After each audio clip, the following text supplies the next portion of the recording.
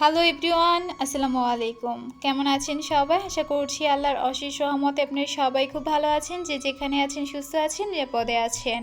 আলহামদুলিল্লাহ, আল্লাহর অশেষ রহমতে আপনাদের দোয়া এবং ভালোবাসায় আমিও বেশ ভালো আছি। কাছে এবং দূরে, দেশ এবং দেশের বাহিরে যে যেখান থেকে আজকের এই ভিডিওটি দেখছেন বা দেখবেন, সবাই সুস্বাস্থ্য কামনা করে আমার আজকের এই ভিডিওটি শুরু করছি। আর আজকের ভিডিওটি শুরু করেছি বেডরুম গোছানো দিয়েই, কারণ প্রতিদিন তো রান্নাঘর থেকেই শুরু করি। আজকে হচ্ছে বেডরুম গোছানো দিয়েই শুরু করেছি। তো বিছানার চাদরটা হচ্ছে তুলবো না, কারণ এটা কয়েকদিন হয়েছে পেতেছি, মানে 2-1 দিন হবে, হয়তো মনেও নেই কবে পেতেছি। তো যাই হোক, আসলে দেখা যাচ্ছে ভিডিও আকারে শেয়ার করলে মনে থাকে যে কতদিনে পেতেছিলাম, কিন্তু এটা দেখা যাচ্ছে যে হয়তোবা একদিন আগে পাতা, কারণ আপনাদের ভাইয়া রাতের বেলা বেডশিটটা চেঞ্জ করেছিল। আগে যেটা ছিল বাবু হচ্ছে হিসু করে দিয়েছিল, তারপর হচ্ছে চেঞ্জ করে এটা ভিজিয়েছিলাম। তো যাই হোক, এখন হচ্ছে এই যে পাশে যে টেবিলটা থাকে এটাও একটু মানে গুছিয়ে নিলাম। আর এখন হচ্ছে আস্তে আস্তে করে পুরো ঘরটাই গুছিয়ে নেব। আর আপনাদের ভাইয়া হচ্ছে দেখা যাচ্ছে খাওয়ার পরে এই বাটিগুলো এখানে রেখেছিলাম, আর রান্নাঘরে রাখা হয়নি। তো এখন হচ্ছে রান্নাঘরে রেখে এসে এই যে টিভিটা একটু হচ্ছে ক্লিন করে নিচ্ছি। অনেক বেশি ময়লা পড়ে, দেখা যাচ্ছে ময়লা পড়লে বেশ সাদা হয়ে থাকে, যেহেতু কালো জিনিস আর দেখতে ভাল লাগে না। আর ওয়ারড্রোবটা হচ্ছে কিছুদিন ধরে মোছা হয় না, উপরটায় বেশ ময়লা পড়েছে, যার কারণে হচ্ছে আমি কাপড়টা তুলে তারপর হচ্ছে ওয়ারড্রোবটা মুছে নিচ্ছি।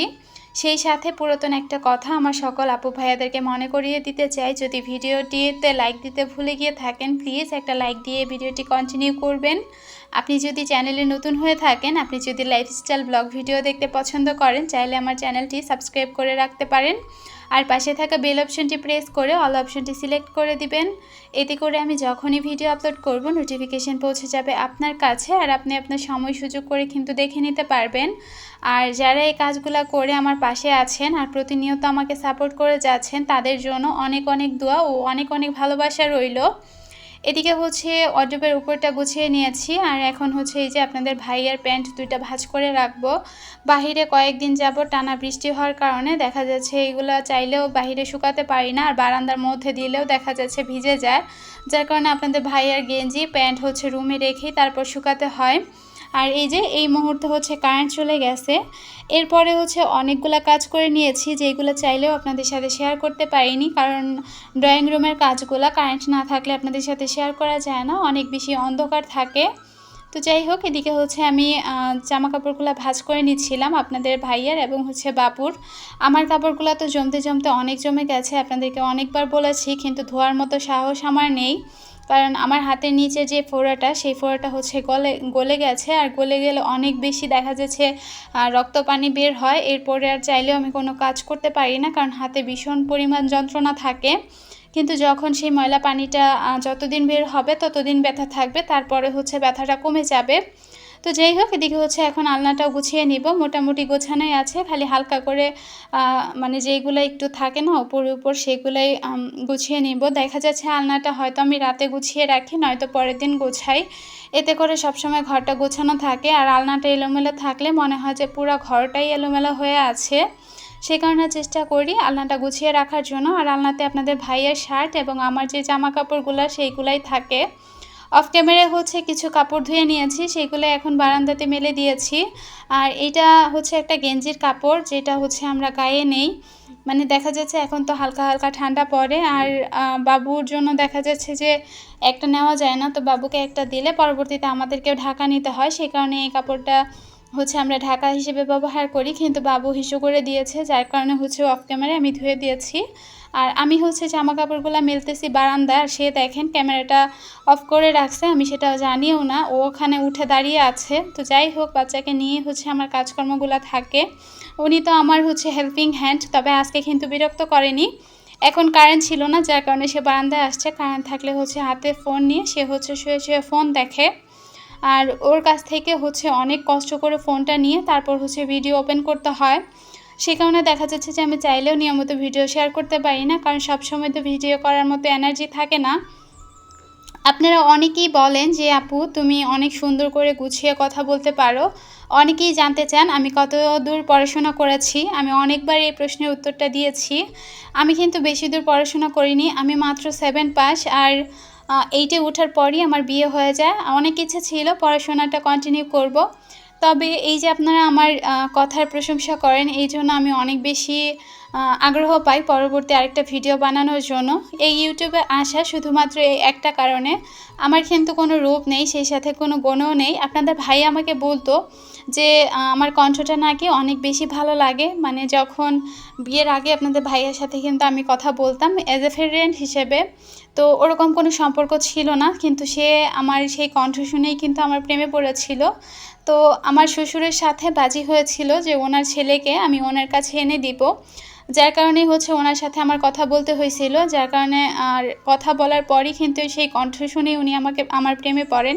আমাকে কিন্তু দেখেননি। তো যাই হোক, এদিকে হচ্ছে থালাবাটিগুলো ধুয়ে এখন যেহেতু কারেন্ট নেই আর বাইরে বৃষ্টি, আমার কেন জানি না কিছু খেতে ইচ্ছে করে, যার কারণে হচ্ছে এই যে ফ্রিজে পেয়ারা ছিল একটা বের করে কেটে নিচ্ছি। বাবু আর আমি বসে বসে খাবো। একজন আপু জানতে চেয়েছিলেন আমার বড় ছেলে পুরোপুরিভাবে সুস্থ আছে কি না। আলহামদুলিল্লাহ, সে সুস্থ হয়ে গেছে আর তার পায়ের যে ঘাটা ছিল সেটাও শুকিয়ে গেছে। তো এরপরে থেকে সে আমাকে বলতো যে ভয়েস ওভারে যে কাজগুলো থাকে সেখানে কাজ করার জন্য। তবে তার আগে থেকেও আমার একটা ইচ্ছে ছিল যে আমি কোনো সময় কল সেন্টারে চাকরি করব, কিন্তু পড়াশোনা বেশি তো না করার জন্য আমার সেই ইচ্ছাটা কিন্তু অসমাপ্ত থেকে যায়। তবে আপনাদের ভাইয়া বলেছিল যে তুমি কাজ করলে সবাই হয়তো বা তোমার কথা পছন্দ করবে। আমি প্রথম দিকে বিশ্বাস করিনি, কারণ আমার না ছিল কোনো রূপ, না ছিল কোনো কিছু, কোনো কাজকর্মই সেভাবে আমি পারি না। তো তারপরও কেন জানি না চ্যানেল ক্রিয়েট করে ফেলছি। আর এখন এসে আমার অসংখ্য আপুরা আমার কথার অনেক বেশি প্রশংসা করেন, এর জন্য আমি সত্যি অনেক অনেক বেশি খুশি। কারণ যাই হোক, আপনাদের ভাইয়া তাহলে মিথ্যে বলতো না। আমি ভাবতাম হয়তো বা আমাকে পটানোর জন্য বলতো। তবে সামনে থেকে আমার কণ্ঠস্বর কিন্তু একদমই ভালো লাগে না, কারণ মনে হয় যে ফাটা বাস কিংবা কিছু একটা সামনে থেকে শুনলে হয়তো বা আপনারা হাসবেন, কিন্তু এই যে যখন ভয়েস ওভার দেই বা ফোনে কারোর সাথে কথা বলি তখন তাদের আসলে ভালো লাগে, এটাই হয়তো বা আমার একটা গুণ। তো যাই হোক, এর জন্য লাখ লাখ শুক্রিয়া। আল্লাহ কিছু তো আমার মধ্যে দিয়েছেন, যার জন্য আমি আমার আপুদের মন জয় করতে পেরেছি। আমি অনেকের মন জয় করতে পারি, তো এর জন্য বলবো যে আলহামদুলিল্লাহ। আপনাদের সাথে কথা বলতে বলতে এই যে কারেন্ট আসার পর বাবু কিন্তু ঘুমিয়ে গিয়েছিল, ওকে শুইয়ে দিয়ে এসে আমি এখন এই যে ড্রয়িং রুমটা এবং সেই সাথে 3টা রুমই কিন্তু ঝাড়ু দিয়ে নিয়েছি। আর বাহিরটা তো দেখতেই পেয়েছেন কি পরিমাণ অন্ধকার, রোদ না থাকলে এরকম অন্ধকার থাকাটাই স্বাভাবিক। তবে পুরোটা ঝাড়ু দিচ্ছি না, শুধু আমার রুমের সামনের এইটুকু একটু ঝাড়ু দিয়ে রাখছি, কারণ ঝাড়লেও লাভ নেই, যেহেতু বৃষ্টি হচ্ছে ময়লা হবেই। আর বাচ্চারা যেহেতু দৌড়াদৌড়ি করে সে কারণে ময়লাটা দেখা যাচ্ছে হবেই। তো আমি লাইটগুলো অফ করে দিয়ে এখন চলে যাব রান্নাঘরে। আর এই যে বাহিরটা একটু আপনাদেরকে দেখানোর চেষ্টা করছি, দেখেন কি পরিমাণ অন্ধকার হয়ে এসেছে। আর আমি কিন্তু ছোট্ট একটা কাজ করেছি রান্নাঘরের, সেটাও শেয়ার করতেছি আপনাদেরকে। গত ব্লগে বলেছিলাম যে পর্দাটা নিয়ে নিব, এই যে শ্বশুরকে বলে হচ্ছে একটা কাপড় এখানে টানিয়ে নিয়েছি, মানে পর্দার মতো বানিয়ে নিয়েছি। যদিও বা ইচ্ছা ছিল পর্দাটা অন্যরকমভাবে বানাবো, কিন্তু বাসায় টুকরা কাপড় ছিল না, আর তা অনেক খুঁজে খুঁজে এই 2টা টুকরা কাপড় বের করে এরপর খালি দিয়ে রেখেছি, আপাতত দিয়ে রেখেছি। তো কেমন হয়েছে অবশ্যই কমেন্টে জানাতে ভুলবেন না। আর এখন হচ্ছে একটু চা খাবো। আর এদিকে বলি, তো আপনাদের ভাইয়ার যে কথাটা বললাম যে আমার কণ্ঠ শুনেই প্রেমে পড়েছিল, এটা শুনে আবার কেউ হাসবেন না।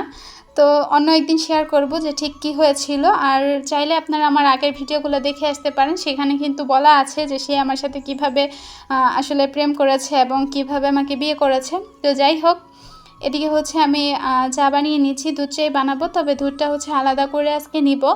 তো ওভারঅল ভিডিওটা কেমন লেগেছে ছোট একটা কমেন্টে জানাতে ভুলবেন না। বেশি ভালো লাগলে ফ্রেন্ড অ্যান্ড ফ্যামিলির মাঝে কিন্তু শেয়ার করে দিবেন। আবারও বলছি, একটা লাইক দিতে ভুলে গিয়ে থাকলে প্লিজ লাইক দিয়ে দিবেন। আপনার একটা লাইক আমার ভিডিওটা আরও কিছু আপু ভাইদের কাছে পৌঁছাতে সাহায্য করবে। এতে করে হয়তো বা আপনাদেরকে সাথে নিয়ে আমি আরেকটু দূরে এগোতে পারবো। আর গতকালকে যেই লাল শাকগুলো রেখেছিলেন একাটি রেখে দিয়েছিলাম, কিন্তু বাঁধন খুলে দেয়নি, যার কারণে অনেক লাল শাক নষ্ট হয়ে গেছে। তো যতটুকু আছে এই যে বেছে নিয়েছি আপনাদের ভাইয়ের জন্য। টাকি মাছের ভর্তার সাথে হচ্ছে লাল শাক খেতে চেয়েছে, তো তার হয়ে যাবে।